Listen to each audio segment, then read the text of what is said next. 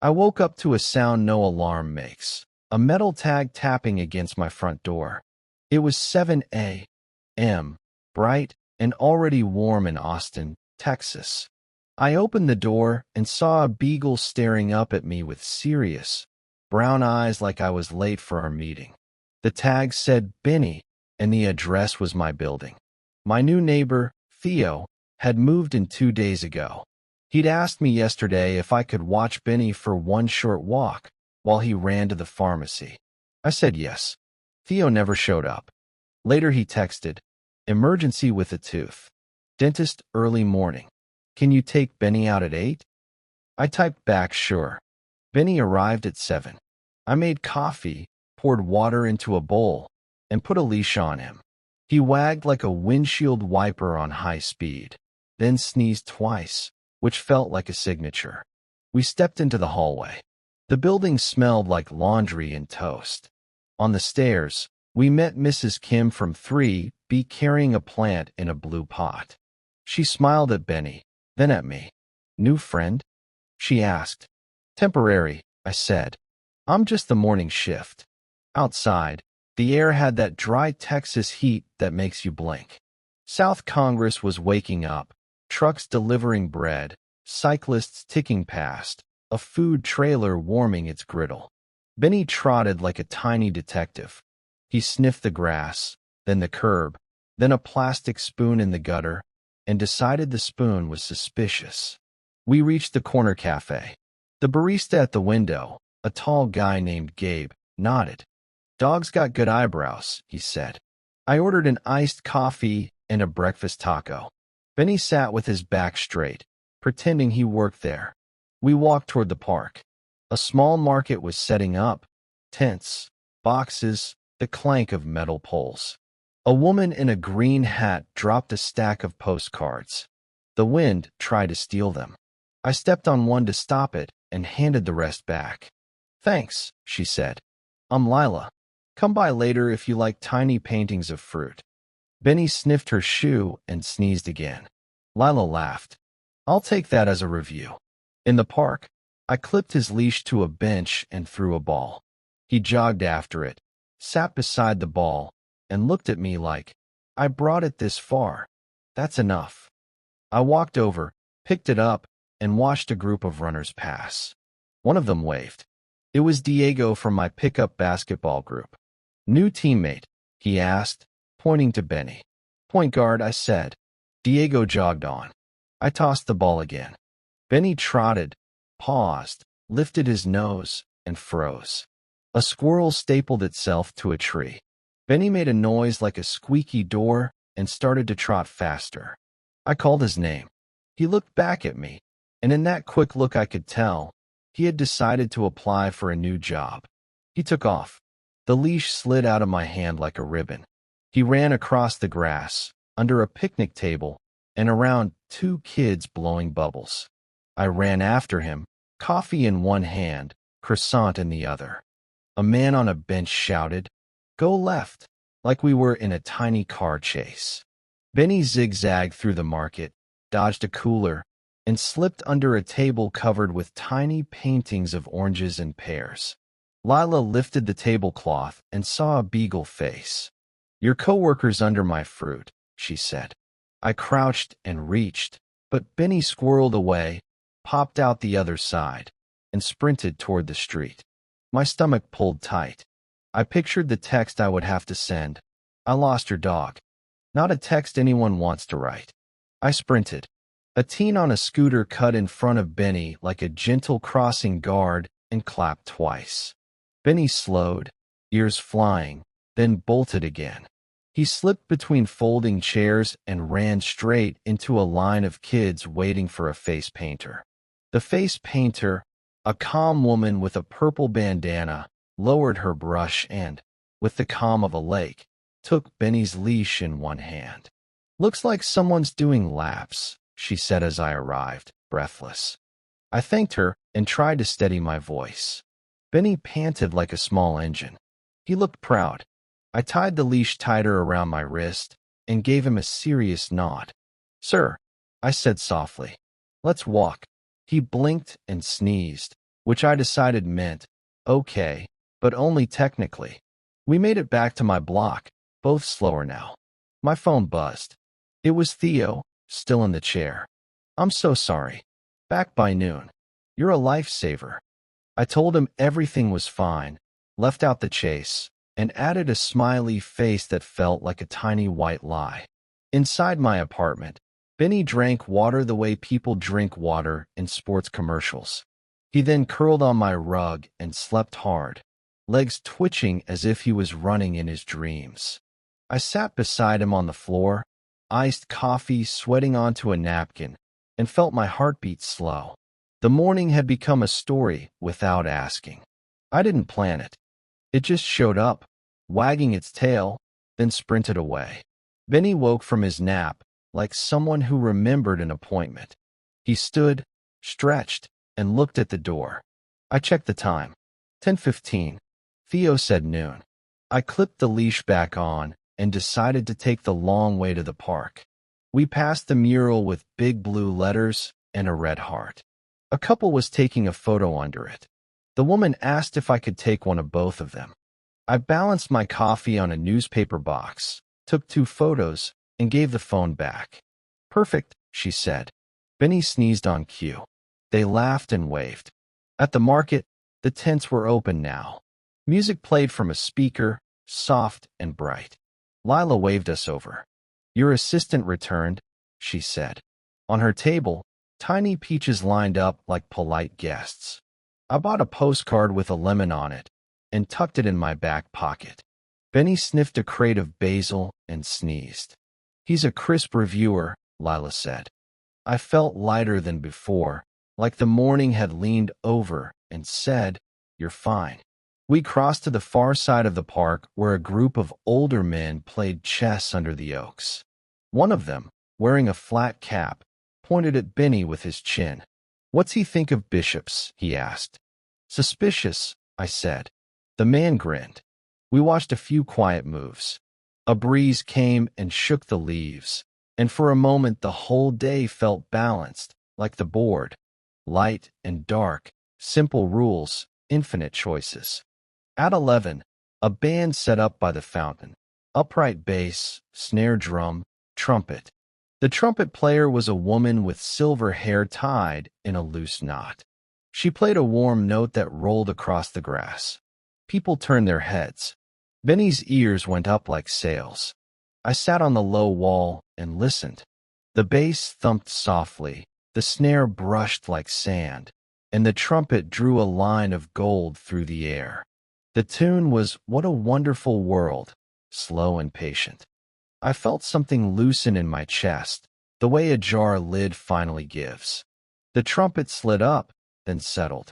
The drummer smiled without looking up. When the song ended, I clapped. Benny barked once like a polite cymbal.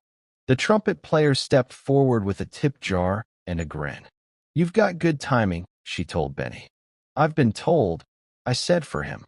She laughed and moved on. I checked my phone. A new message from Theo, dentist running late. Could be 1 or 2 more hours. Can you keep Benny a bit longer? I owe you lunch for a year. I looked at Benny, then the band, then the shade. My day had rearranged itself, and it wasn't a bad shape. We walked to the shady corner where a group of volunteers was painting a little free library. A girl in a paint-splattered t-shirt offered me a brush. "Blue or yellow?" she asked. "Blue," I said. I painted a tiny wave at the bottom of the box while Benny lay like a loaf beside me. The girl painted stars, yellow dots with careful tails. "I like the stars that don't look perfect," she said. "They look more like they're really trying." I nodded. "Me too." At noon, I bought 2 tacos, one for me and a plain tortilla for Benny. He ate it like it had a story. I wrote Theo, "We're good. Take your time." Then I watched the trumpet player again. She played "Sunny Side of the Street." A boy danced in a circle, solemn and serious, then laughed at himself. An older couple swayed a little, shoes barely moving. The heat pressed down but felt kinder now. On our way back, a gust of wind pushed a stack of flyers across the grass. I chased one, stepped on it, and looked down. It was for a community basketball night at the rec center. Tuesdays at 7. I smiled. That was my Tuesday. I folded the flyer into my pocket next to the lemon postcard. It felt like a small, tidy plan. Near my building, a city truck worked on a broken stop sign. A worker waved us around. Benny sat to watch like it was a show. I liked that about him. He was interested in everything. The world, to him, was a museum that smelled like hot dogs. We climbed the stairs, and he drank water again, then flopped on his side, eyes open but soft. The apartment hummed with the afternoon. I texted my manager to see if I could switch my evening shift. She said okay. Enjoy the day, she wrote. I sat on the floor and leaned against the couch. I didn't have a plan, but the day did. At 1:30, Benny stood and looked at the door. We went out again, this time to the quieter streets behind the grocery store. He sniffed a line of hedges like he was reading. We passed a kid's lemonade stand, paper cups, a handwritten sign, 2 coins in a jar. The kid wore a hat backward and a serious expression. I bought a cup. It was too sweet and too warm and exactly right. The kid patted Benny gently. He looks like a detective, he said. He is, I said. He's on a big case. The kid nodded like he understood. We walked on, and I felt that good, small feeling you get when the day remembers to smile back. We returned home a little after 2. I put on a quiet playlist and stretched on the rug while Benny watched with polite judgment. The trumpet lines from earlier replayed in my head, brighter than the recorded song. I tried to match the breath to the music. Inhale on the bass, exhale on the brush. The room felt cool, even with the heat outside. I closed my eyes for 1 minute, then 2. Somewhere, a scooter buzzed by. Somewhere, a door shut. Benny sighed, that deep dog sigh that sounds like a word. I didn't know the word, but I understood it. At 3 o'clock, Theo called. His voice was thick from the dentist. I'm almost back, he said. You saved my life. I told him we were downstairs by the mailboxes. He arrived 10 minutes later with a swollen cheek and a paper bag of prescriptions. He dropped to one knee and hugged Benny. The beagle sneezed once, then leaned into him like a tiny anchor. I owe you, Theo said. Coffee, tacos, lawn care, anything. I waved it off, then accepted a future taco, because I'm not a hero. Theo lived across the hall. He invited me in for a minute. His apartment looked like a new life still coming out of boxes.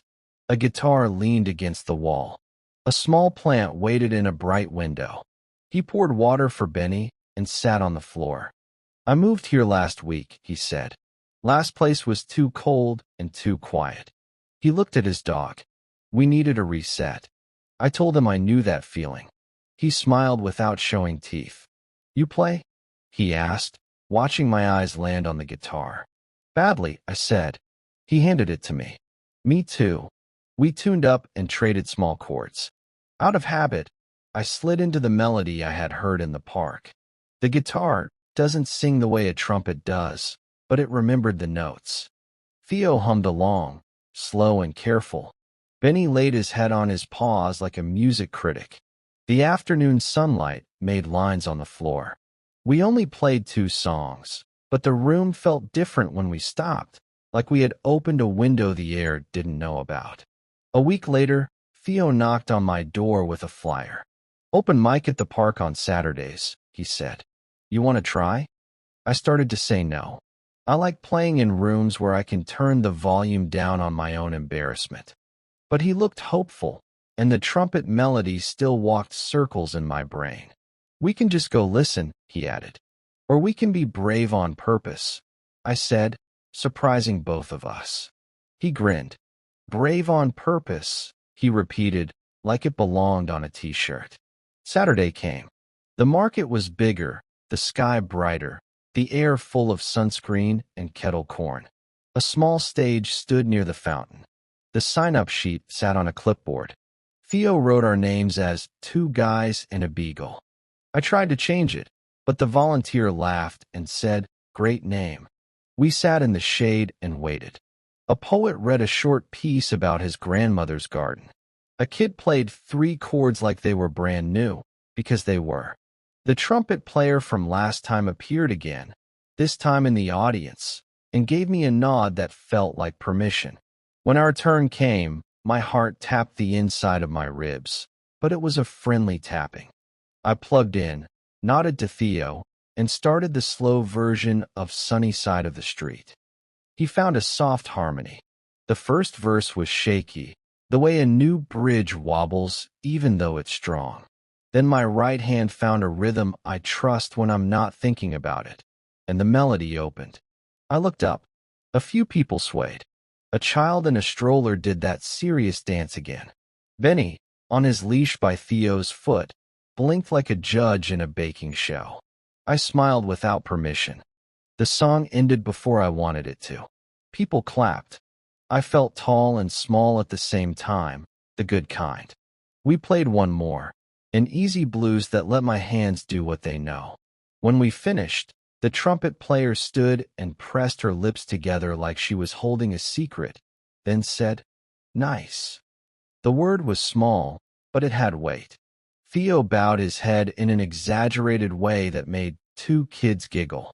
I felt normal again, which is to say, safe. After we stepped down, Lila waved us over. "Your band needs a logo," she said. "I'll trade you a postcard for a song at my booth next week." We agreed. The chess players nodded like we'd passed a practical exam. The face painter, without pausing her brush, said, "The Beagle carried the set."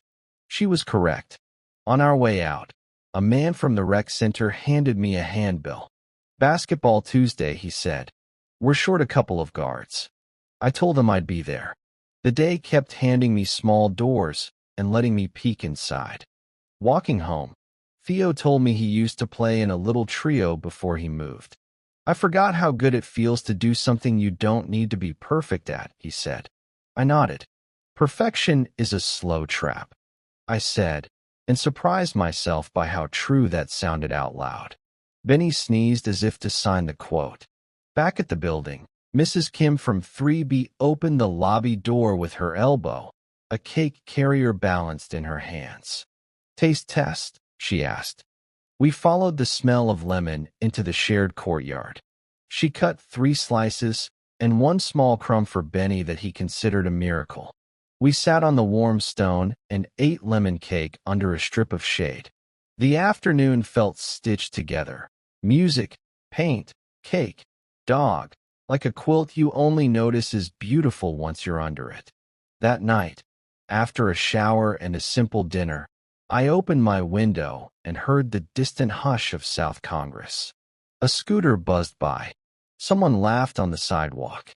Somewhere, a trumpet climbed up to a note and stayed there, calm and bright, and then let go. I thought about the Beagle sprint, the market breeze, the painted stars that looked like they were really trying. I wrote a short list in my notebook. Return Lila's postcard with a thank you. Tuesday hoop at 7. Practice the soft part of Sunny Side. Buy lemon for Mrs. Kim. Brave on purpose. I set the notebook on my nightstand and turned off the lamp. In the dark, the day kept echoing in small, kind ways. I didn't move to a new city this week. I just moved inside my own. It turns out you can do that without packing a single box. You put on a leash. You follow the tug. You run when you have to. You stop when the music starts. And you end up at a door you didn't know you had, holding a small, warm slice of something sweet.